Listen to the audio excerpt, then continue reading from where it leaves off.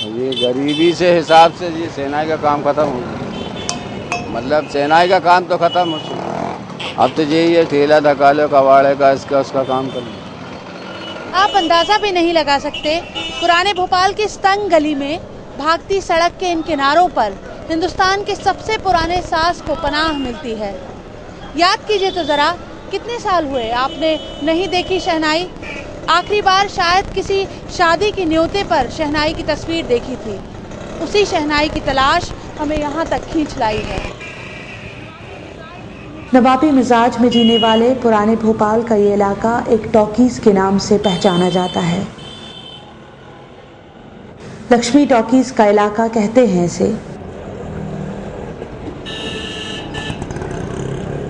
एक वक्त था जब यहाँ की हवाओं में भी खुली होती थी शहनाई।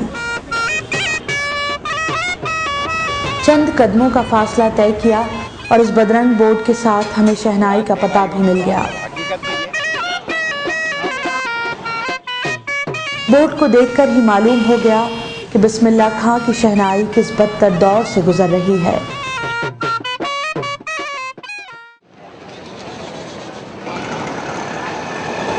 भोपाली लहजे में कहें तो ये शहनाई का ठिया है, उसका ठिकाना। इस पर मत जाइए कि बमुश्किल 2 फुट की दुकान में साज, सामान और साजिंदे कैसे एक साथ समा जाते हैं। मजबूरी सब सिखा देती है। शहनाई की तरह इन कलाकारों को भी अब कोई नहीं पूछता, लेकिन कैमरा देखा तो यहाँ तमाशबीनों की भीड़ जमा हो गई। इस भीड़ में ही हमें नजर आए जलील भाई, भारत शहनाई के प्रोपराइटर और शहनाई वादक जलील भाई। जलील भाई ने सबसे पहले हमें शहनाई सुनाई और फिर जी भर के दिल का गुबार निकाला।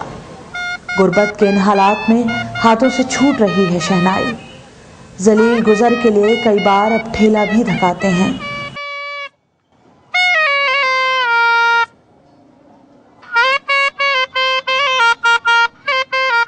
सेनाई का काम तो खत्म हो चुका है, अब तो यही है ठेला धका लो कबाड़े का, इसका उसका काम कर लो। और बाकी अब बिल्कुल ख़त्म ही नहीं होगी ये समय। ये डीजे चल रहा है, बड़े बैंड ढोल ये चल रहे हैं, सेनाई का काम तो खत्म। नवाबी शहर भोपाल में सड़क के इन्हीं किनारों पर सिमटी है शहनाई की पूरी दुनिया। गिनती में बचे भोपाल के वो कलाकार हैं जो सिर्फ शहनाई के लिए जाने जाते हैं। पहले ये पूरा इलाका शहनाई के लिए पहचाना जाता था, लेकिन अब भारत शहनाई, मंसूर शहनाई, कल्लू शहनाई और यूसुफ शहनाई के साथ इस स्ट्रीट पर सुरों की कहानी खत्म हो जाती है।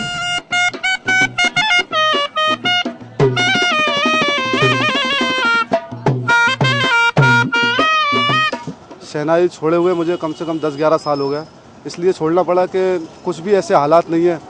हालात इसलिए नहीं है कि अगर कुछ काम नहीं मिलेगा तो घर का काम कैसे चलेगा, घर कैसे चलेगा, इसलिए फिर मुझे देवी भजनों में प्रोग्राम करना पड़ा। और अब आज मुझे उसमें भी 8-10 साल हो गए, तो समझ लो पीछे पलट के इनको देखता हूँ तो लगता है यही कि ये लोग बेचारे अभी तक वहीं के वहीं हैं। जलील वाकई खुशनसीब हैं जिनके हिस्से 2 फीट की ही सही दुकान तो आ गई, वरना यूसुफ भाई के तो पूरे साज और साजिंदे फुटपाथ पर महफिल सजाए बैठे हैं। बोर्ड टांगने की भी जगह नहीं मिली तो बैग को ही इश्तिहार बना लिया। प्रचार का ये तरीका वाकई लाजवाब है। साज भी खुले आसमान के नीचे लावारिस से लटके हुए हैं। बदरंग सा नजर आ रहा ये बैक पाइपर है। शराब के नाम से यकीनन आप इसे पहचान गए होंगे, लेकिन ये वो साज है जो शहनाई को सुर देता है। बैक पाइपर को हिंदी में मसक भी कहते हैं। शहनाई के हालात जब बेसुरे होने लगे तो इनमें से कई शहनाई वालों ने इस साज का साथ छोड़ दिया।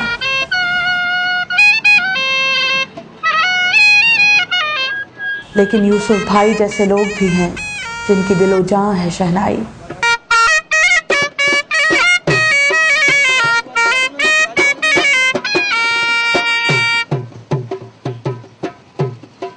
जैसे कारोबारी को जमा जमाया धंधा विरासत में मिलता है, यूसुफ मियाँ को अपने बाप दादा से ये शहनाई विरासत में मिली।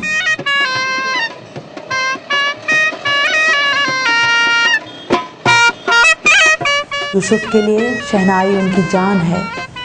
सांसें देकर जिस शहनाई को साधा है, अब मुश्किल वक्त में उसका साथ कैसे छोड़ दें।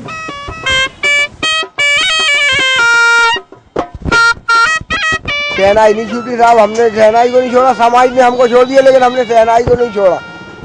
तो शहनाई शादी ब्याह में बजना शुभ है। जिस घर में शहनाई नहीं बजी वो घर खोडला कहलाते हैं।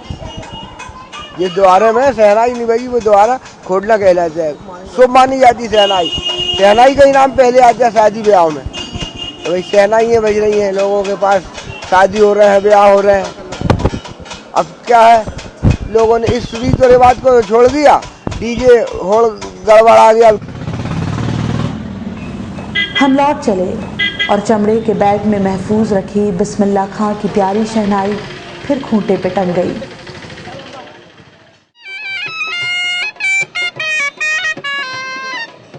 शहनाई पर हमारी ये कहानी अभी खत्म नहीं हुई है। इस कहानी का खुशनुमा दी एंड उस वक्त होगा जब इस ठेठ देसी सास को सांसें देने वाले इन साजिंदों की जिंदगी में खुशियों की शहनाई बजेगी।